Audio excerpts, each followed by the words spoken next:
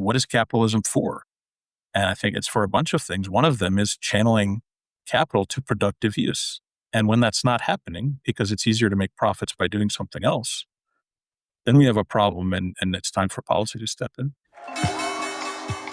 I'm Bethany McLean. Did you ever have a moment of doubt about capitalism and whether greed's a good idea? And I'm Luigi Zingales. We have socialism for the very rich, rugged individualism for the poor. And this is Capital Isn't, a podcast about what is working in capitalism. First of all, tell me, is there some society you know that doesn't run on greed? And most importantly, what isn't? We ought to do better by the people that get left behind. I don't think we should kill the capital system in the process. So, Luigi, have you ever read I, Pencil? Of course. It's one of the most famous essays in economics. The making of a pencil, seemingly a simple thing, explained that no single person knows how to make a pencil.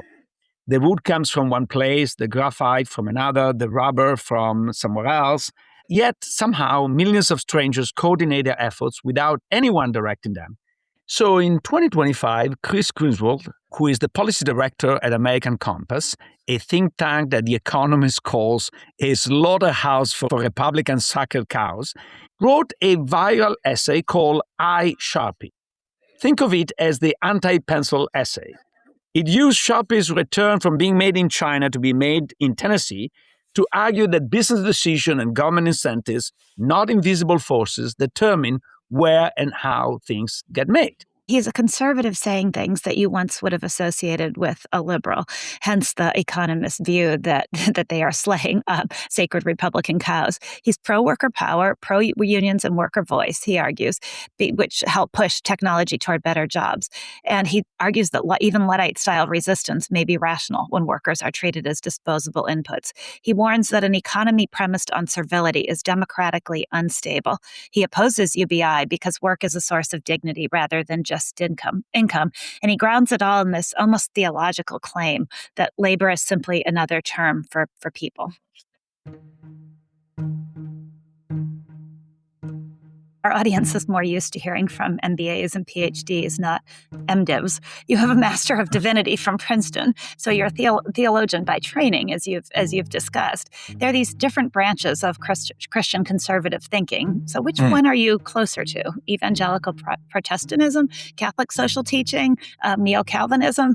And how do you think that your religious training has shaped your view of economics? Well, that's a fantastic question that you don't always get in an economics podcast. I appreciate it. Let's talk about our faith journeys. Let's all go there. Well, it shapes how you view the world, right? It does. Well, so look, I mean, I think the tradition I lean on the most in my economic work is Catholic social teaching. So I actually printed this quote out just in case I had a chance to read it, which I now do. This is Pope Benedict XVI, who said, "The economy and finance do not exist for their own sake. They are only an instrument or means. Their sole end is the human person and his or her total fulfillment and dignity. This is the only capital it is right to safeguard." And I find that, number one, I find that very moving, but I also find it very instructive. The economy is not an end unto itself. It's not a force of nature, and it's not a self-justifying end unto itself. It's a tool. It's a means. And if it's a tool or a means, it means we have to be clear about what the end towards which those means are pointed is. I think the right answer to that question is human flourishing, as Pope Benedict put it, the fulfillment of the human person in dignity.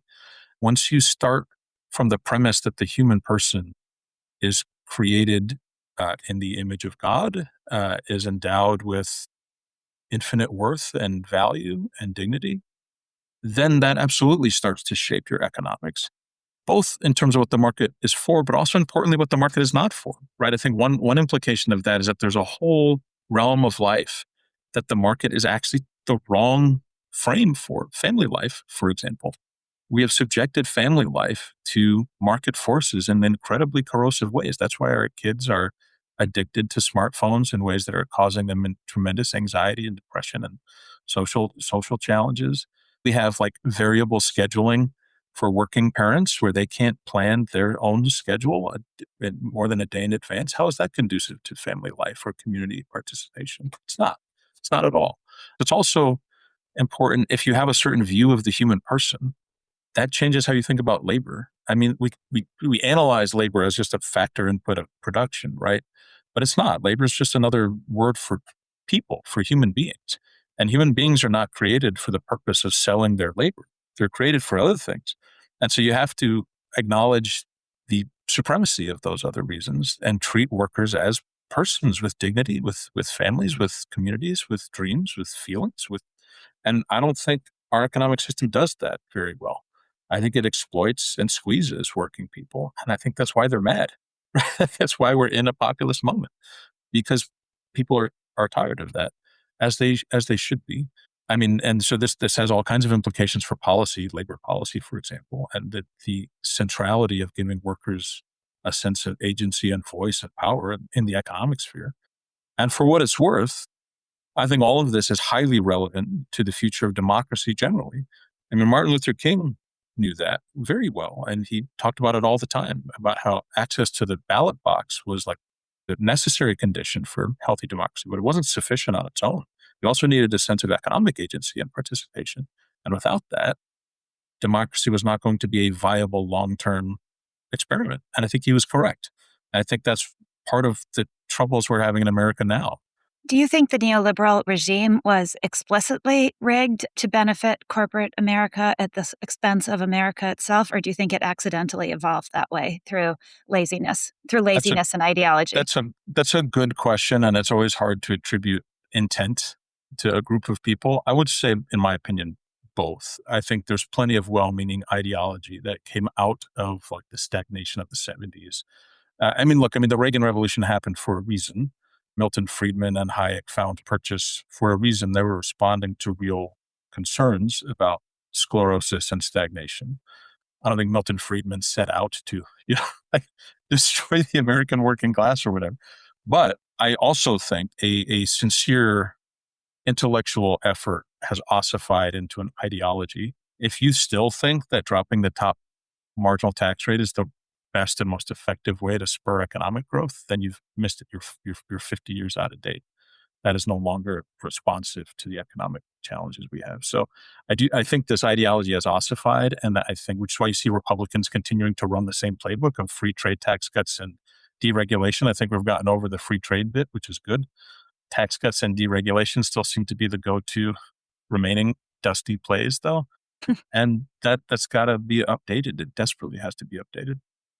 But can I provoke you a second? Because when you're talking about this historical evolution, to some extent, the Republicans, as a party of business, did their job properly. Is the Democrats, that traditionally were the party of the people, that fail. Because the Republicans won every battle for business, and the Democrats won none for the people. And in fact, in a big part of this period, they became enamored with business as much as the Republican. So I think there was a failure of the Democrat to represent the people that led to the situation we're in today. If you're asking me to dunk on the Democrats, I mean, this is the lowest of low-hanging fruit. This is agreed. Yes, the Democratic Party has been a massive failure for quite a while. I don't know that anybody, including most of my Democratic friends, would disagree with that. I think everybody agrees. I mean, just look at the last election. The Democrats kind of roundly proved their electoral impotence. I mean, that was a wild election to watch. I mean, after this last election, Bernie Sanders got up and tweeted, he's like, I don't know why the Democratic Party is surprised. Why would a party that has abandoned working class voters be surprised when working class voters abandon it? And he was right. Senator Sanders totally right. Of course he is.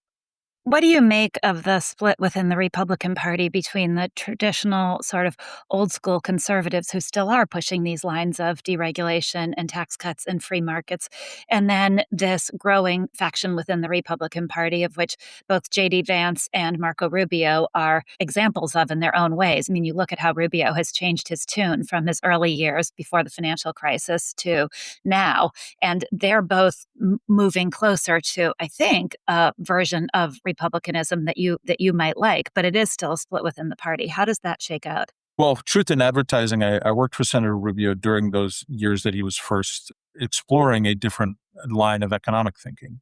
And so it was fascinating to be involved in that intellectual journey for him, but also for the conservative movement as a whole more broadly. I think a bunch of things happened. One was the wreckage of unfettered globalization had been taking its toll on working people for years without either party being responsive. I mean, if you look at the 2000 election between George W. Bush and Al Gore, they fought about all kinds of things, and you remember it was an extremely contentious election.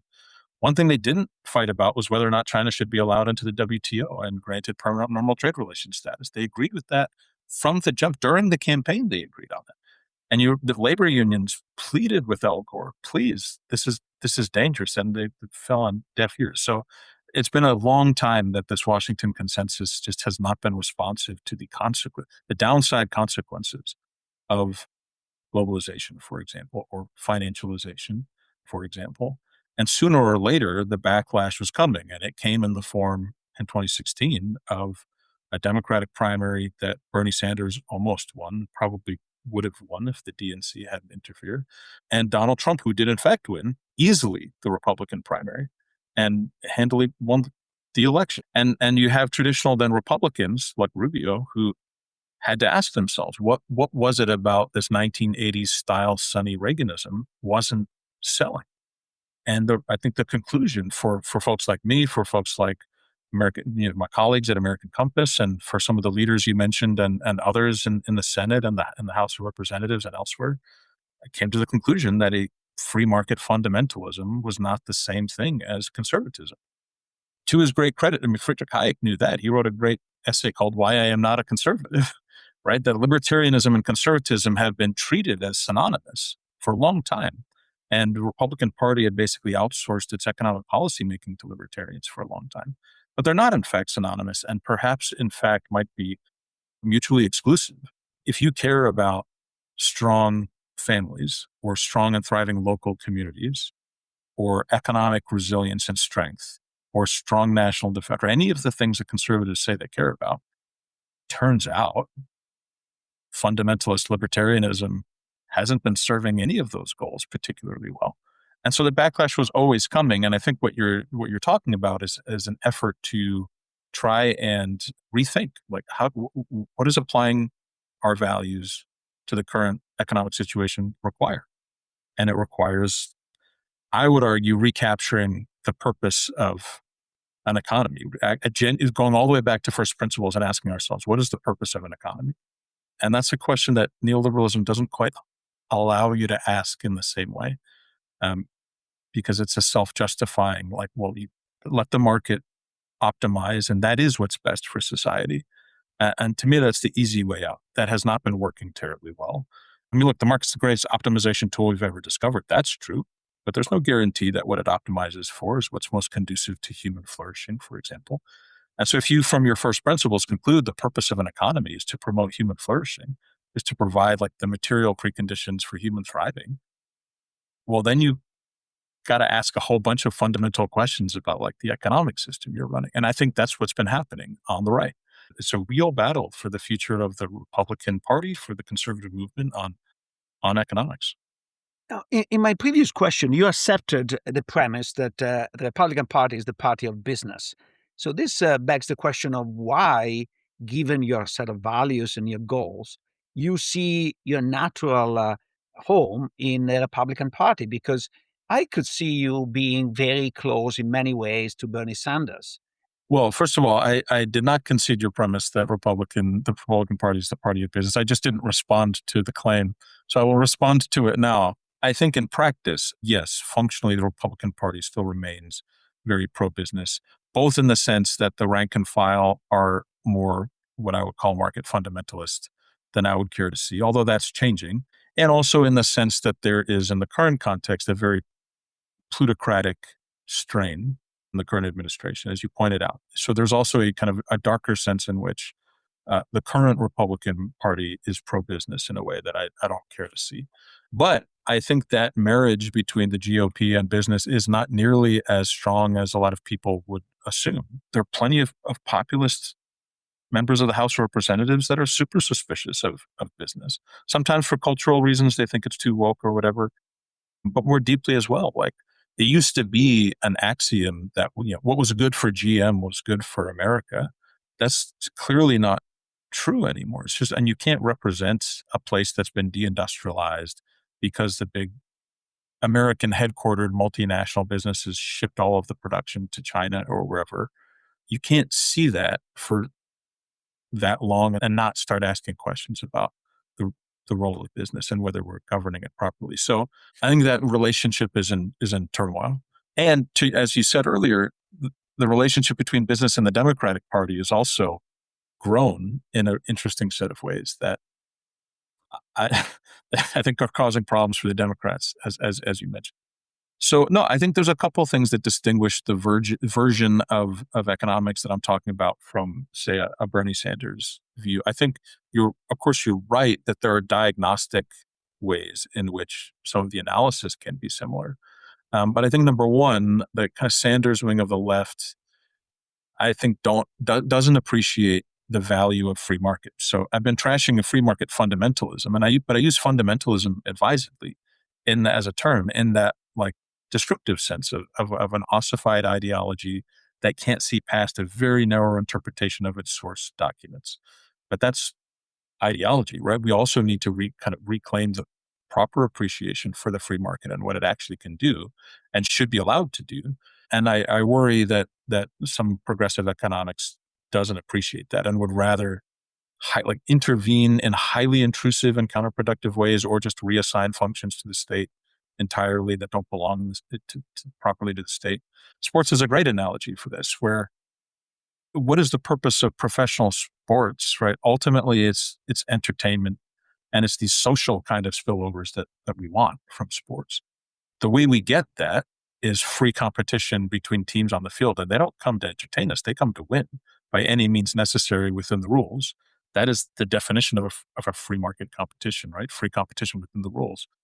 And so what matters isn't overtaking the state, the state overtaking the team so that they play more entertainingly. What matters is a set of rules that is conducive to the spillovers we want. And so you see that in sports all the time, like in American baseball, right? You've got, you invent a pitcher's mound or a pitch clock, or in basketball, you invent a 3-point line. We change rules in sports constantly to make sure that once players have optimized under the current set of rules, right, it gets kind of boring, and we got to tweak the rules so that it's not boring anymore.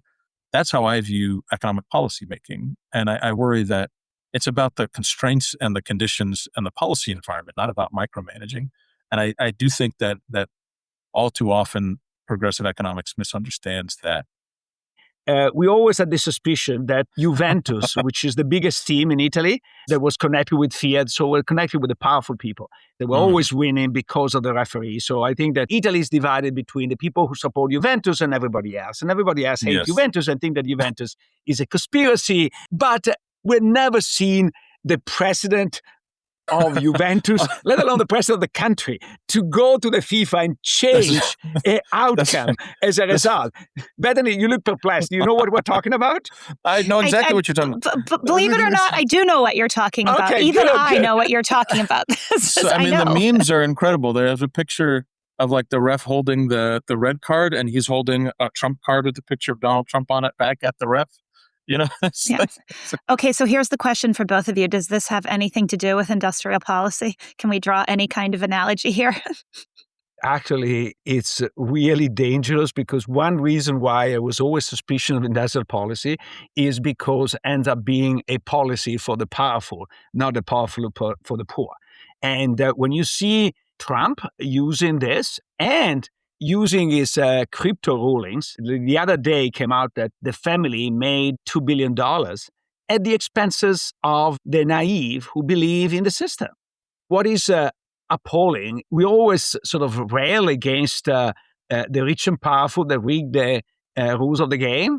But this is the first time, I think, in history that, at least in the United States, that the rules of the game are really rigged at the top and with gusto. In a sense, there is not even a bit of a shame that you do it behind the closed door, etc. No. It's with flair and Well, no, I agree. I mean, I agree with you. I'm also disturbed by the reports of the financial disclosure you're talking about, and the way that the president's family seem to have benefited financially from the presidency. Yes, that I don't see as related to industrial policy. I mean, crypto, that's about financial regulation. That's a different set of questions.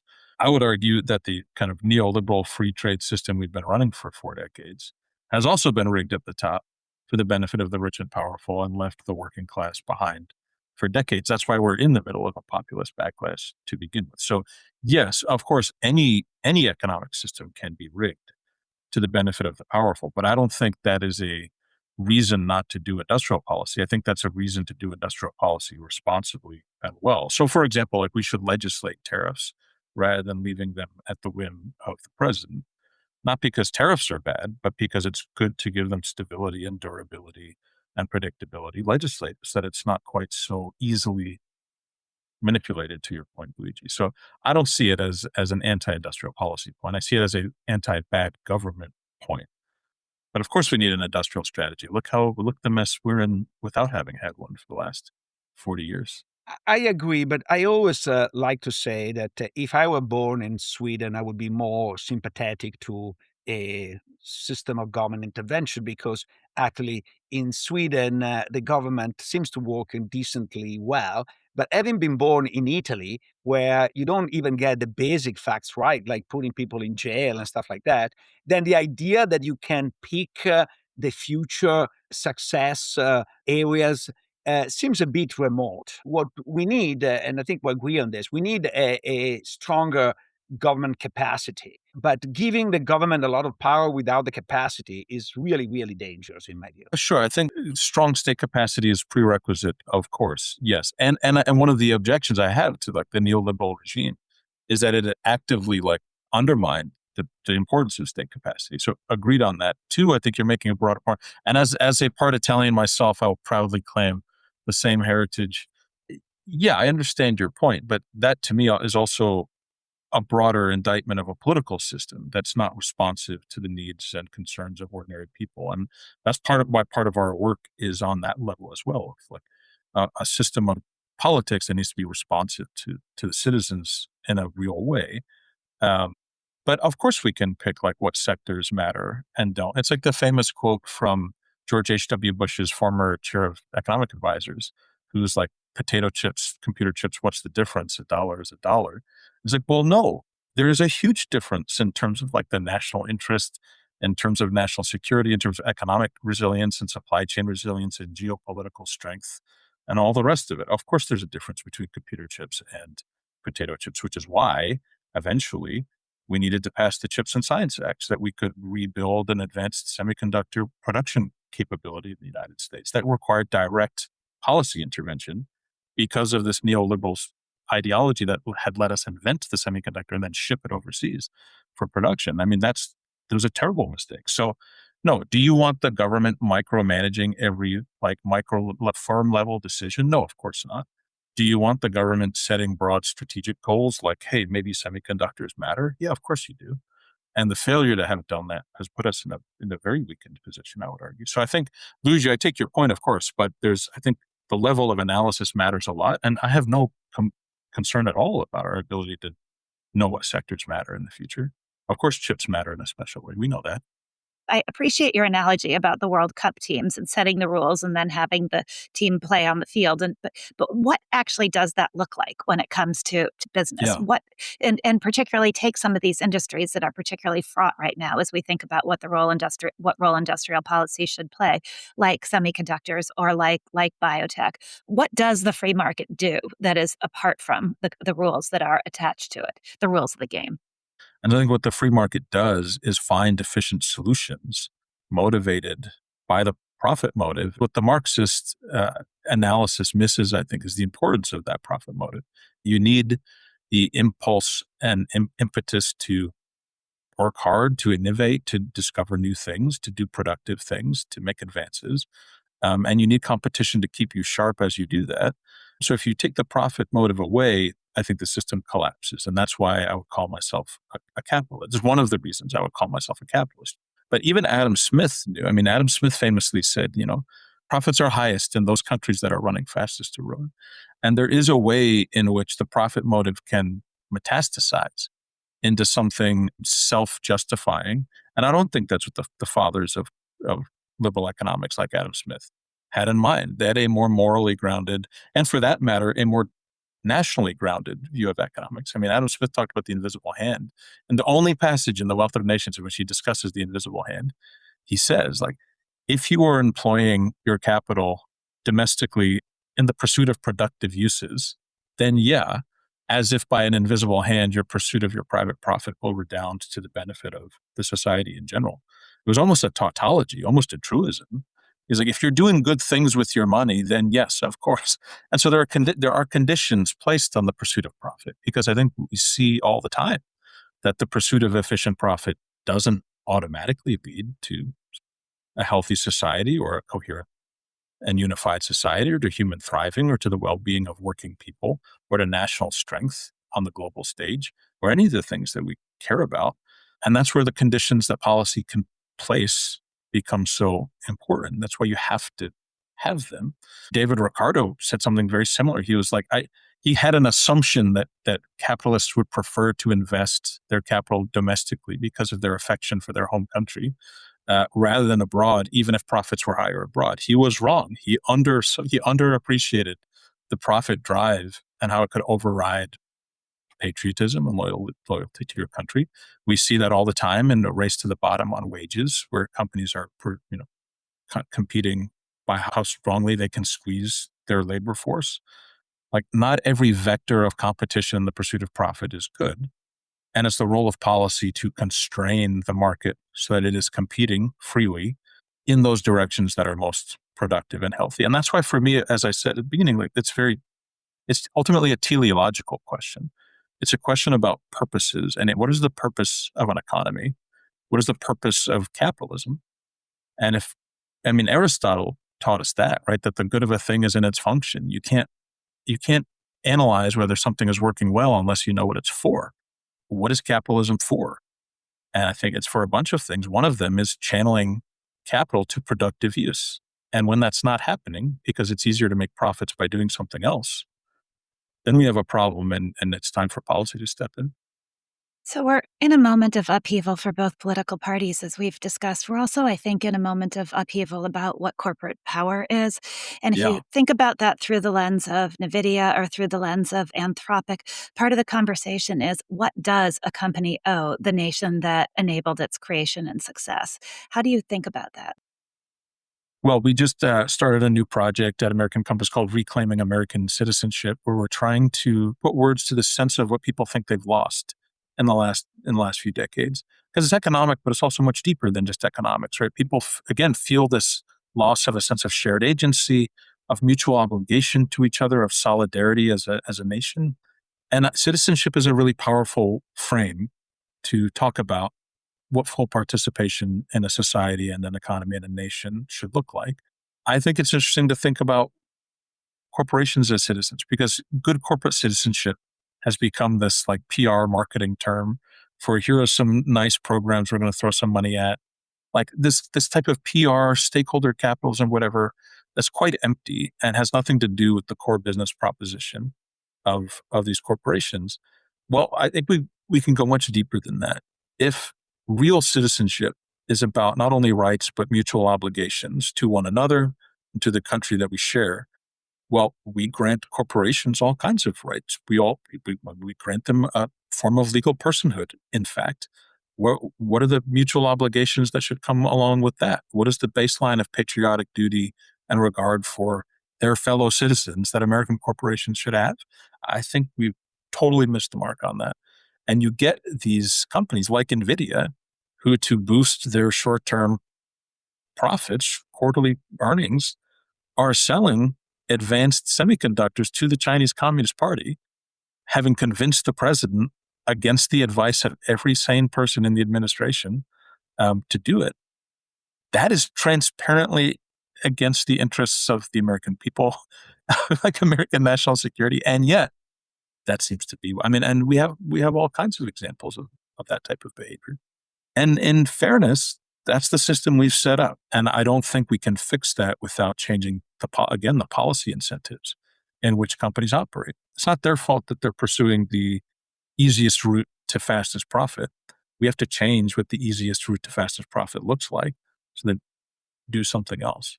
So if in 2028, Chris Griswold was elected president, what would be the God help us all.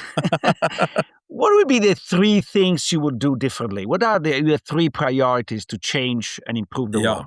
Yeah. Well, just because I know we disagree on this topic, first I would repeal the safe harbor for stock buybacks and the SEC rule. But This would be one of the first three? No, of course not. But I like to troll you because listeners should know that Luigi and I have fought about stock buybacks in the past. But I did not know that.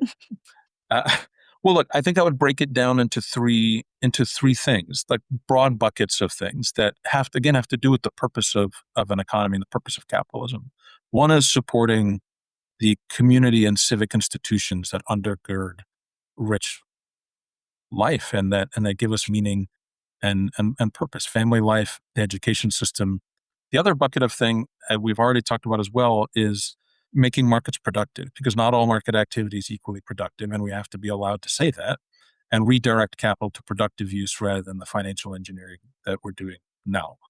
That's bucket two. And then bucket three, making sure workers understand themselves and in fact are treated as co-creators of economic value and not widgets or units of production. Those are the three big buckets that I would start on day one. And then the right things to do in each of those buckets, well, we could have a long conversation about that. I mean, bucket one, I would reform the education system. Our college for all model is failed. Fewer than 1 in 5 American students go smoothly from like graduating high school on time to a 4-year degree that they graduate on time to a job that required a degree in the first place. And yet all of our federal dollars, for the most part, are focused on that minority of students. College for all system has failed. We need a totally new system, in my opinion, of non-college pathways that lead both to dignified work economically and to social status as well, and close this blue-collar, white-collar divide that has emerged as a result of this educational system. And bucket two, we need a national development bank. We need to start supporting critical industries. I'm glad that this administration and the previous ones have seen fit to much more aggressively invest in critical industries using public money. But we need to systematize it. Luigi, to your concern about it not being haphazard and kind of corrupted or just subject to the whims of whoever, we need to institutionalize it. We need a national development bank that is well-governed and properly mandated to invest in critical industries so that we don't have the problems vis-a-vis, say, critical minerals in China as we do now. And in bucket three, in terms of making sure American workers are enfranchised in the market, there's a lot of labor reforms that I think merit consideration. One of them, the most radical one, is sectoral bargaining, where I don't see why we have to fight workplace by workplace to unionize. You do that, and then employers have a totally rational incentive to union bust because they're competing on a race to the bottom on wages. You just set a floor, a mutually negotiated floor across an industry where workers and that industry meet in general across a region or sector. Set that floor, then they all have to compete on something else like innovation or product, quality or service quality and all the things we want them to actually be competing on rather than just squeezing wages. So, one thing that divides you from the progressive left, whatever the similarities on economic thinking, is the importance of a traditional family structure in your view. Why is the social part of the argument so critical to the economic part of the argument? I don't even know that a lot of progressives disagree with that. I think we might disagree with how to get there, but I think most people agree that the ability to form and raise a family, if you want one, is essential and is critical.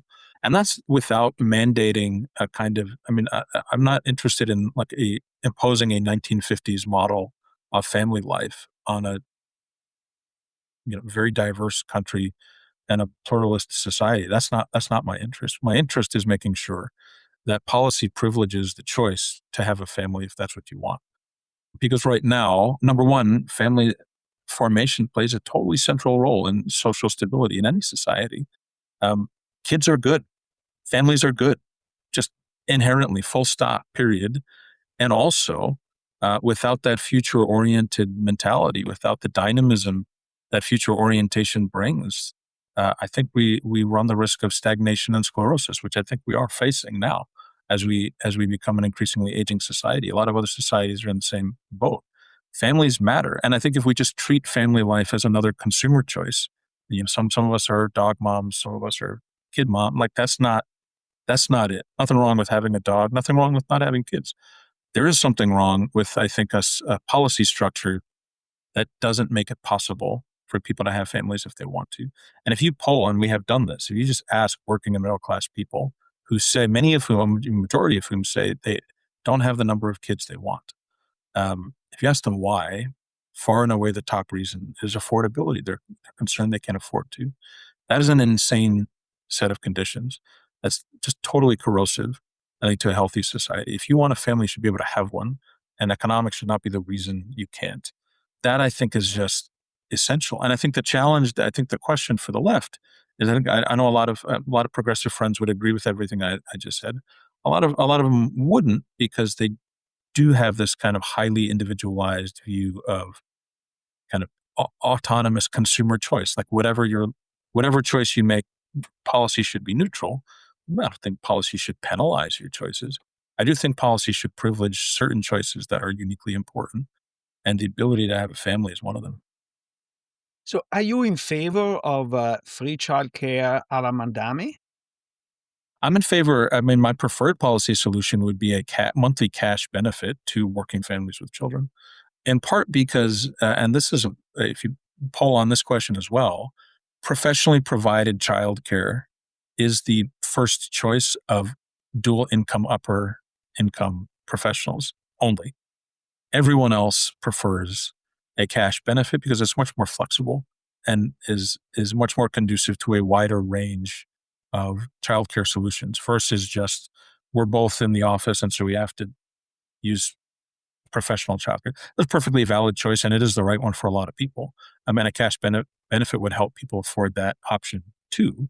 But it would also afford, if one parent wants to work a little less for a while, it makes that more plausible. If you want a family member, if you want your abuela, your grandma, or whoever to come and watch the kids and want to pay a little extra to make that possible, you can do that.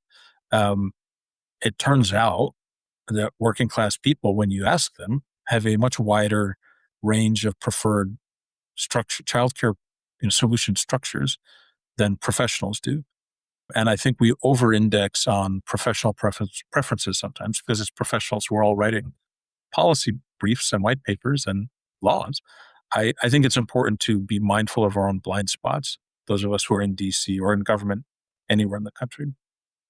So yes, I do think and even like a sizable majority of very conservative people or self-identified Republicans will say, we think the federal government should do more directly to support working families. So the notion that conservatives are not interested in federal support for families is not true. The interest is high and it's growing rapidly. But the form that takes, I think, is a matter of legitimate policy debate. And my preferred form is maximal flexibility and trusting families with cash in their pocket. If you're enjoying the discussions Luigi and I have on this show, there's another University of Chicago podcast network show you should check out.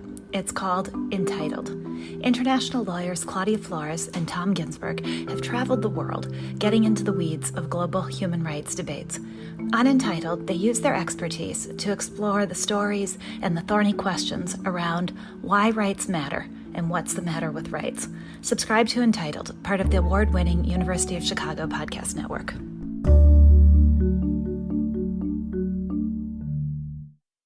To me, the key question still, the devil still is in the details, which is where does the government draw those lines in order to encourage the free market? And I'm still not clear on how exactly that works in principle, not just in theory.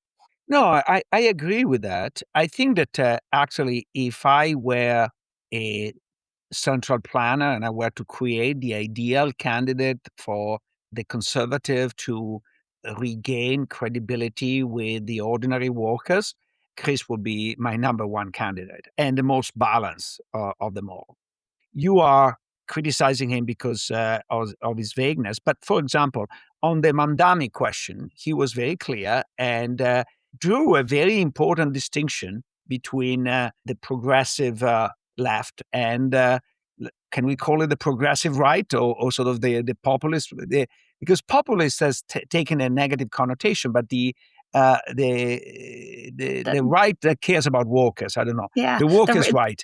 The rethinking, right? I don't know. We have to come up with, we have to coin a name for it on this podcast. I think that would be good because it's the progressive left and the radical right, maybe, because it is. It's not that radical, because when you think about radical, you think about extreme right winger. I know, but it's radical in terms of its approach to these Republican sacred cows around market fundamentalism. But I agree, it can be a misleading term too, just as populist can be. Anyway, I didn't mean to interrupt your train of thought. But I started to think we should really come up with the right term that captures this.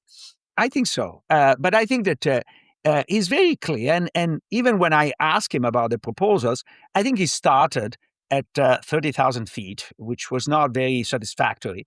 But then he was willing to go down in a more serious way, and in a way where you see a dramatic difference vis-a-vis the traditional left. So take the college view. The traditional left, particularly the progressive left, is very much embedded with the university system and supporting of the university system in every possible form or shape.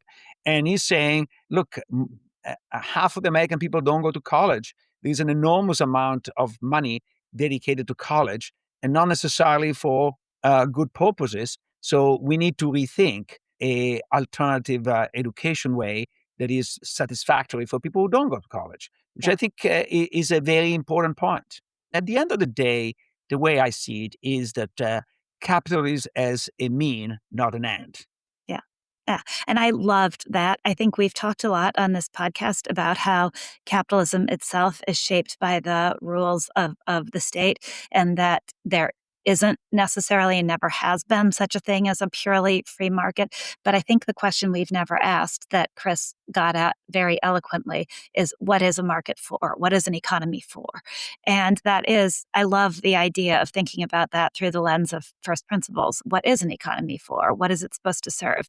And I think it's a question we haven't asked before, and a really, really important one. I would really want to push and dig in on the details for each, how you make this work. Where should the rules stop in order to encourage the beauty of the free market? And I think everything boils down to that question. I'm not sure that he doesn't have an answer. The problem might be that we didn't push him hard enough on that. And as I said, I think it really is in the specifics. I think this is where you draw the compromise. And since we all do compromises, especially if you want to be active in politics, with two parties, there will never be a party that you subscribe 100% to. So you have to accept certain things of a party in order to push other ideas you really feel strongly about. He seemed to have chosen to develop his policy, etc., within the Republican Party, in spite of the fact that the traditional Republican Party certainly was not very sympathetic to that. My claim is even the Trump version is maybe sympathetic in words, but not in substance. And so it takes a lot of wishful thinking to see this transforming in this direction. But, maybe he's right. I've been wrong before, so I'm not claiming that I know. I just find it surprising. And as I said, in other people, I see it more like a strategic ploy. I think in this case, it's authentic. And I wish him good luck. I guess another place I would challenge him and push on, although I'm really thinking through this myself, and so I'm not sure if I disagree with him, but pro-family policies are a choice, and the idea that you can have that without it, that it doesn't disadvantage people who choose not to have a family is an interesting conundrum. I'm not sure that's true. And so I think that is more a challenge to it is more a challenge to some of the views of the progressive left than he might want to admit. That said, I'm not sure he's wrong. Tyler Cohen wrote an interesting piece the other day about this population decline issue in the world really is a real thing.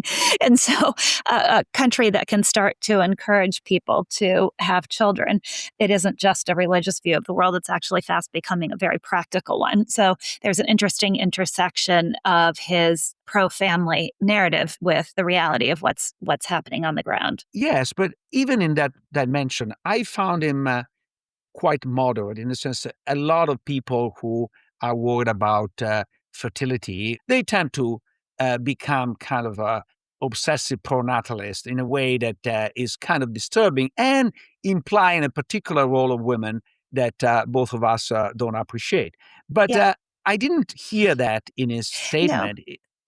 I think he is on that front far more nuanced than I would have expected. Him to be. So, and as I said, I think he might be right. Maybe where he sits is actually the right middle ground of really trying to be pro-family for all sorts of reasons. So, anyway, without pushing this idea that a 1950s society is what's best for everybody. Capital Isn't is a podcast from the Stiegler Center and the University of Chicago Podcast Network, in collaboration with the Chicago Booth Review. If you haven't yet, you can now find our podcast as a video on YouTube. Don't forget to subscribe and leave a review wherever you get your podcasts. The show is produced by me, Matt Hodap, and Brittany Broders, with production assistance from Andy Nazaro, Matt Lucky, Sebastian Burka, Joey Prepst, and Andy Shee. The podcast is partially supported by a generous contribution from Luis Muniz and Cristani Medeiros Muniz. We are grateful for their commitment to advancing the thoughtful dialogue and scholarly engagement on our show. If you'd like to take the conversation further, also check out promarket.org, a publication of the Stiegler Center, and subscribe to our newsletter. Sign up at chicagobooth.edu/Stiegler.